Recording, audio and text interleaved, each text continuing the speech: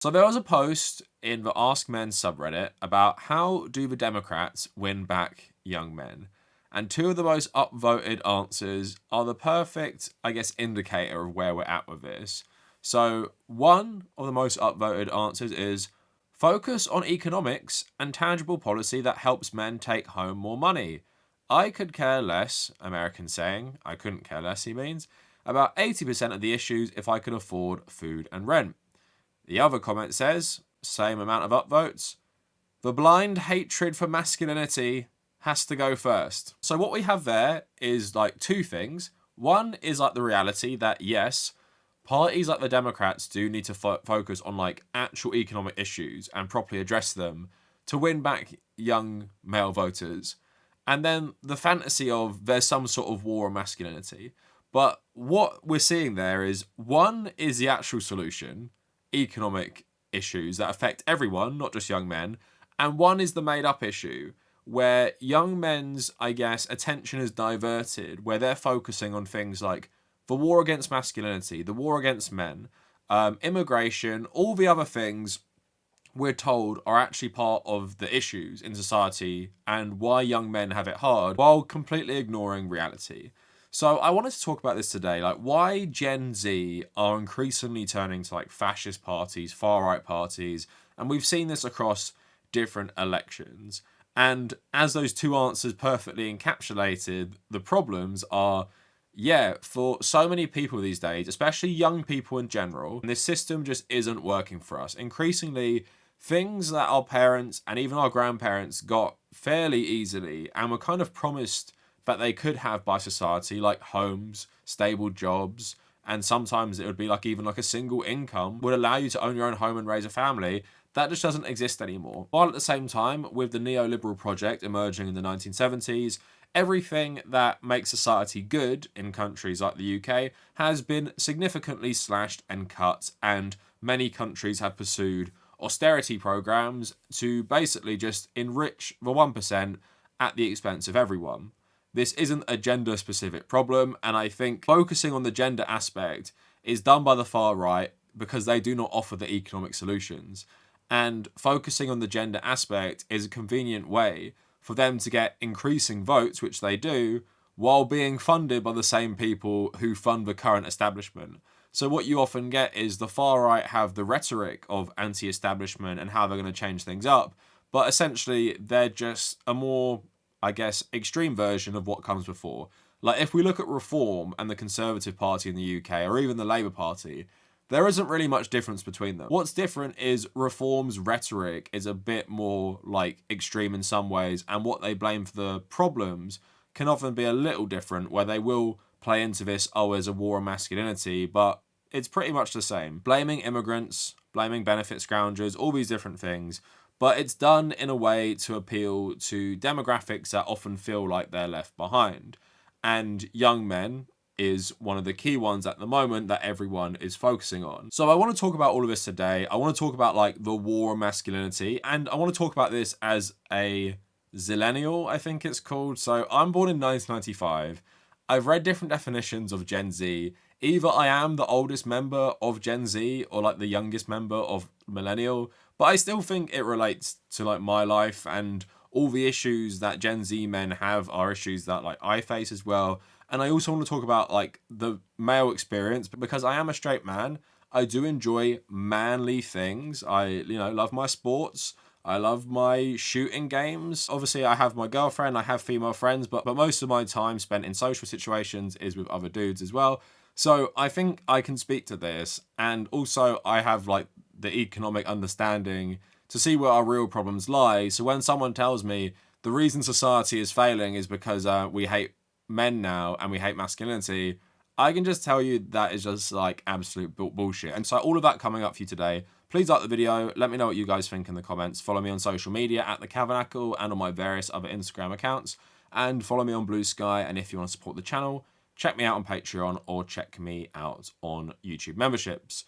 So I want to start with the cultural factors first before diving into the political factors and the economic factors. So I want to talk about obviously the German election, the US election, and the UK election, and why Gen Z men swung so hard to the far right. and in direct contrast with Gen Z women who often voted in even greater numbers for left-wing parties or for liberal parties. Let's start out with like my experience as a man. So I'm 29 now, and since I've been paying attention to politics and since I've had like direct, I guess, exposure to just life issues like healthcare, economic issues like paying rent, groceries, bills, all that stuff, that has been from, I guess, when I went to university in 2014 to now. And throughout that time, what I've seen in society is increasingly this country get worse. Prices increase like in every single way, pretty much in terms of everything I pay for. And I also see public services get worse, harder to get a doctor's appointment, while public transport prices increase, petrol prices increase. Pretty much like nothing has felt like it's been getting better since I've become an adult, as you know, as a zillenial man. Now, in terms of like my own masculinity, I obviously don't know any different, but I like being a man. Like I like the Western traditional masculine things. I go watch Brentford football games with a largely male audience. I play football often like 3 times a week with various different groups of men. It's a very male dominated culture, which only pretty much talk about male sports, or they're into drinking culture. I don't personally drink, but I'm very ingrained in this like masculine culture, as well as being someone who is like a communist, anti-capitalist, and at the same time recognize that gender is a social construct. Maybe hypocritically, because I said I like being a man in Western society. Now, I've always been very secure in my identity, and this goes back to being like a teenager. Like I've never been insecure. I've always been confident. I've always been, in some ways, a contrarian, but I've always believed, you know, in myself, right? I've never had identity issues. I have never had massive insecurities where I'm questioning my whole life. And thankfully, because of my relative privilege of growing up in like a middle class family and stuff like that, I've never had such economic uncertainty that I've just been really struggling and looking for someone to blame. You know, I've been very privileged in my life to have a good education. I've always, you know, had this privileged position of like looking at society while not being distracted by like external problems. I've been personally feeling very good about myself. Economically, never been like absolutely like desperate and like really struggling. So in that privilege and in that security with being a man who likes manly things, I've never felt like it rings true that there's some sort of war of masculinity, war on men. I've never felt like being a man has put me at any disadvantage. I've never felt like being a man makes people hate me. And I don't really understand where this narrative has come from, that most women hate all men, that society hates men, that society specifically hates white straight men, which I am myself. Because although you can find this if you go looking for it, it's really not a dominant thing. Like the Democratic Party don't hate white straight men.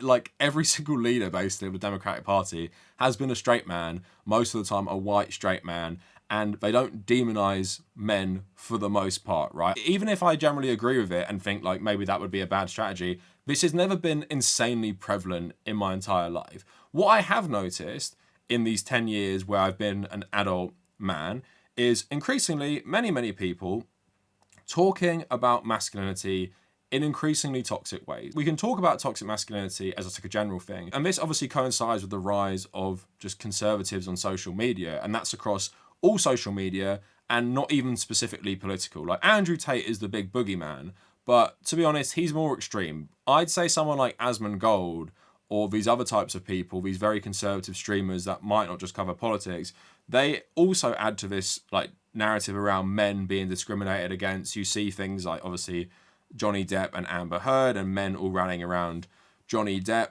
but in just the most toxic way where they're pretending, oh, we care about male survivors, when it's clear they've jumped on this bandwagon to be as misogynistic as possible. So like I said, as someone who is secure with my manhood and my masculinity, I have never felt any of this has rang true, right? But I also recognize I've been in an extremely privileged position mentally and economically where I haven't like doubted myself. I haven't looked to like an answer to a question of why is my life getting worse? Why do I feel like my life is getting worse? Why do I feel like I have no control over the direction my life is going from these external factors? So what often happens is when you're looking for those answers, be it that you're on economic hard times or you're just insanely insecure about anything, you go looking for solutions. And what the solution has been from the far right is to tell you that part of the reason your life is bad is because feminists have gained power and they're waging war against men.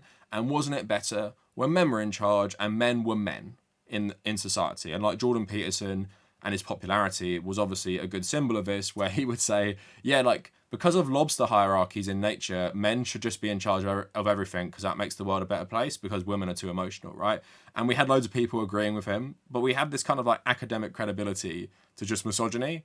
And what I have seen, in contrast with what I haven't seen a huge institutional rise of man-hating. I have seen a huge resurgence of women-hating across the entire world, and that includes the rise of the far right. But like I said, I recognise how not every man is going to be like me. So let's talk about the problems beyond the cultural element for the first time. We'll talk about the recent elections and the economic side. Like I said, the thing I have noticed as well, as a man growing up in Tory and now Tory-like Britain, is the world has got worse. The world has got more uncertain, and the establishment has utterly failed to improve our lives. And it feels like we work harder, and it feels like we work longer, and it feels like our money doesn't go as far. And yes, that does include people who do YouTube for a living, like myself, because every time I go grocery shoppings, or like every single month, I'm like, why the fuck is everything getting more expensive continually? And why the fuck does it feel like my money doesn't go as far anymore? And why does it increasingly feel things that used to be normal things I would buy or spend money on are becoming luxuries? But that is how a lot of us feel right now. And this is not a male problem. But yeah, I think that economics are the most important point for all of this stuff. And what happens is, when you have this economic situation, many people do look for more like radical solutions or believe more radical voices who say they are going to overthrow the establishment to make your life better. Now, what you see, of course, with the far right is a pretty toxic blend where they add more like overtly racist and misogynistic elements into the conversations around things like immigration. But in the UK, what you also see is, to try and neuter the support for the far right, all the political parties go to the right to basically agree with them on the conversation. So that's something they also do, is they normalise the cultural discourse around certain issues society have. But at the same time, most of these far-right elements are funded by billionaires, are funded by millionaires as well, and are firmly part of the establishment. It's just a different kind of like faction in the establishment. But yeah, for most of us around the world, the Western world, we're seeing our standards of living increasingly decrease while the 1% get richer and richer. Now, what happened in the recent elections? Gen Z men swung more for the far right. So on this poll, you see the recent results of the German election, and you see like the AfD and Die Linke rising. And what Al Jazeera was reporting was young Germans lean to the far ends of the political spectrum in Sunday's election, with most backing Die Linke, the left, and the far right alternative for Deutschland. So Die Linke won over Young Germans. The party secured 25% of the votes among 18 to 24-year-olds, and the highest among all parties, and a rise of 17 points from the 2021 federal election result. The AfD, seen as the biggest election night winner after coming in second and doubling its vote share from 2021, focused on harsh immigration policies, the economy, and its Russia-friendly position, which drew in more voters. The far-right party was a highly popular choice among those aged 18 to 24, securing 21% of the vote, up 14 points from 2021. So that, of course, is a big shift for the AfD. But what is interesting in this election specifically, and it's something kind of reflective in the UK, is voters are becoming attracted to both of these more anti-establishment parties, or more, I guess, radical in their politics, where the AfD is radical, but Die Linke and like those sorts of like Soc Dem parties, I wouldn't call them radical, but compared to the establishment, they do appear like super radical. But that just shows you that young people are growing up in this economic environment and they're looking for a change, and they'll be drawn to different parties for different reasons. And it's nice to see, obviously, like left-wing parties rising as well, but you're seeing there, in my opinion, it's driven by the economic factors that affect this certain generation. So just another article about the UK, why are so many young men turning to reform? So Britain is an outlier when it comes to young people and their willingness to adopt right-wing values. Britain is unusual in that it sits at the 10% mark, significantly lower than other countries, but despite this rejection of conservative values amongst younger people, reform have been successful in accumulating support from a very specific type of voter. So of those who voted and were aged 18 to 24 at the time of the last election, 12% of men voted for reform compared to 6% of women, but 35% of 17-year-old men stated they would vote for reform if they could, compared to just 12% of women. So obviously that is like pretty scary that like the next like age of voters is coming up and they're like, yeah, 35% of us men will vote for reform.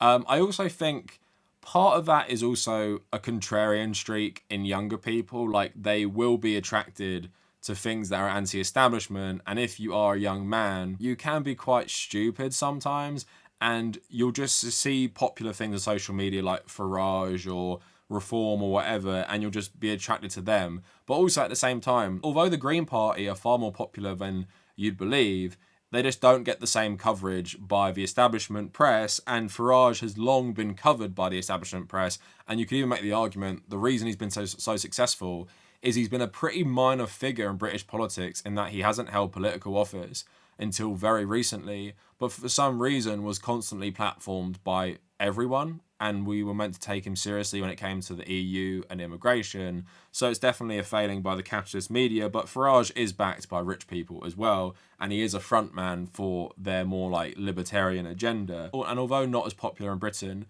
as the far right in Germany, it is concerning this is happening.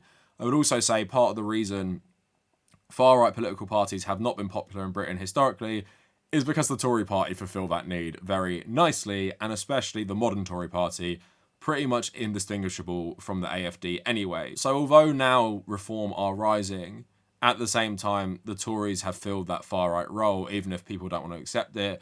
Then we go to the US election, and then it says here that what polls predicted came true, a shift of Gen Z voters towards Republicans, driven by young men voting for Trump. In 2024, they backed him by a 14-point margin, and young women backed Harris by a 17-point margin. Trump's share of the young male vote increased from 41% in 2020 to 56% in 2024, and young white and Latino men shifted most dramatically to the right by 22 points and 38 points, respectively. Now, in the American context, of course, it's probably easier to understand, and maybe you could even say it's a bit of a fad. Now, it's clearly not because it's happening around the world, but you have two choices in front of you, right? Gen Z men who, some of them have never voted.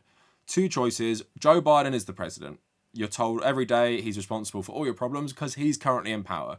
Donald Trump, who was the president, and you've been told good things about him, he's now running again, still using some sort of anti-establishment language, and you're being told he's going to fix all the problems, so you just vote for Donald Trump because apparently he's going to make your life better, right? It's a very binary system where you only have two options. It's not like Germany or even the UK where there are multiple options.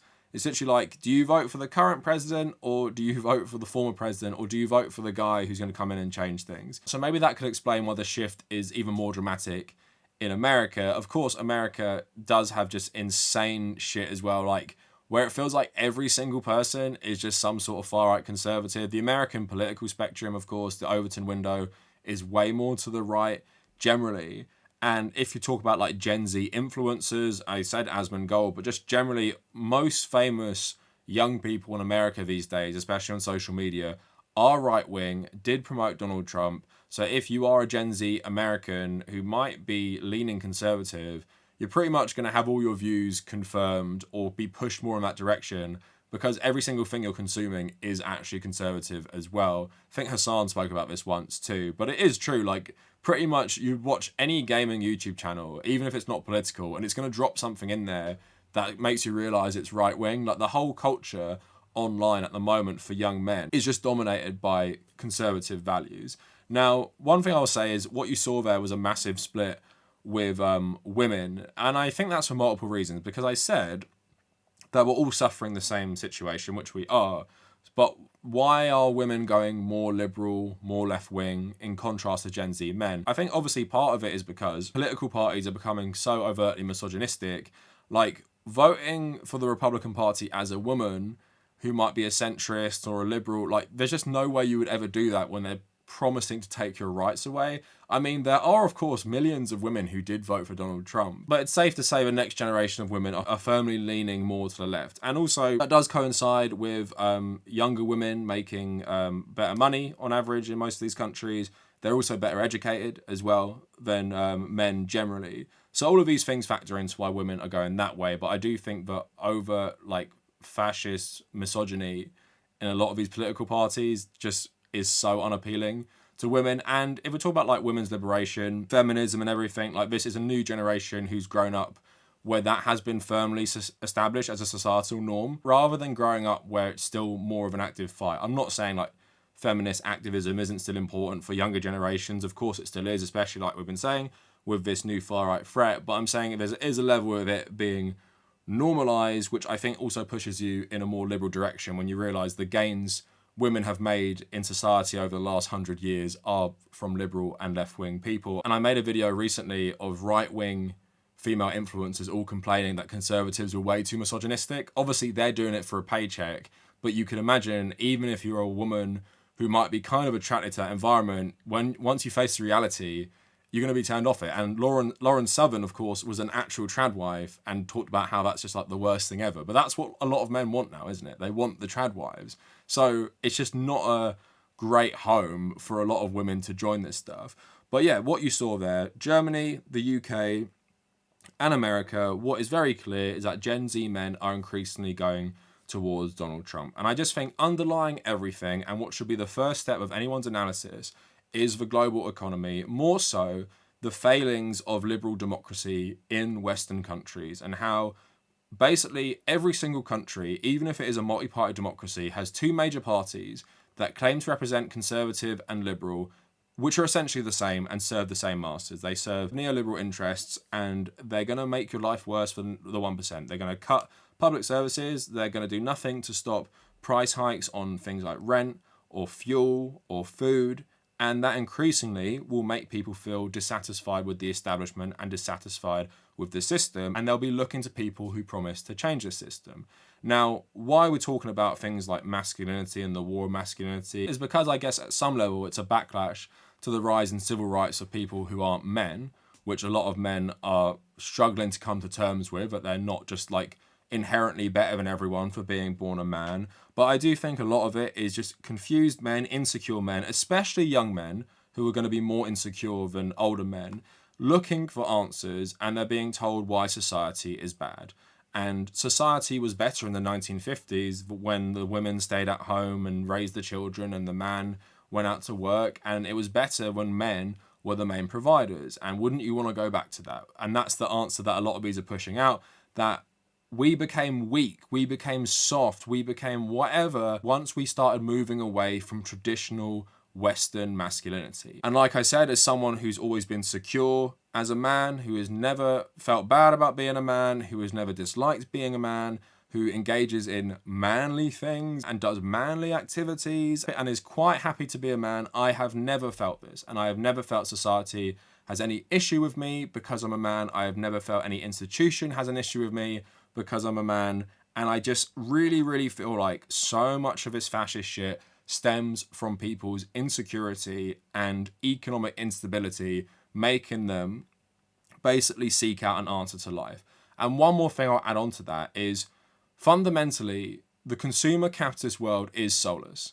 And men look for meaning because we have no meaning in our lives when our whole life revolves around survival, right? So if you are working really hard just to buy the basic necessities of life, and with the cost of those things spiraling, increasingly it's going to detract from basically your happiness because you're literally just working something you hate to survive. And then you don't see your life having any purpose outside of that. Like, what is the point in life? You work hard, often doing like maybe manual labor jobs, which are disproportionately men. You work hard all day, you come home, you binge TikTok and Netflix, go to bed, wake up, do it all the next day, and everything just keeps going crazy in price. And the only thing you can do to fill that void is what? Go boozing on the weekend, take loads of drugs, order takeout, buy random shit on the internet, and you're just wondering to yourself, is this life? Is this what life is? Was I born just to do this? And then you have people like maybe Andrew Tate or various other conservative influencers who are saying, no, you weren't born just to do that. You were born for whatever purpose. And the reason your life is like that is because the West is attacking masculinity. And it's this matrix that puts you into a certain environment you can't break out of. So although a lot of it is obviously like ridiculous and a lot of it is obviously really insanely gross, I'm just trying to paint the picture of why Gen Z men specifically are becoming more attracted to fringe ideologies and stuff that when I was 18, for example, you wouldn't really hear in mainstream discourse. I would just say to any man who feels like the world doesn't like you because you're a man and your problems in life are because you're a man, you really just need to rethink that and realize your problems that you experience in life are not because you're a man.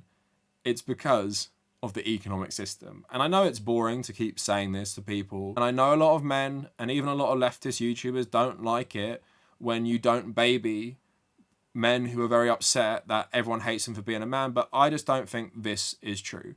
And I think what it is if you think that, you have deep insecurities and you need to sort that out yourself. You need to work on yourself because society does not hate you for being a man and your problems aren't because you're a man.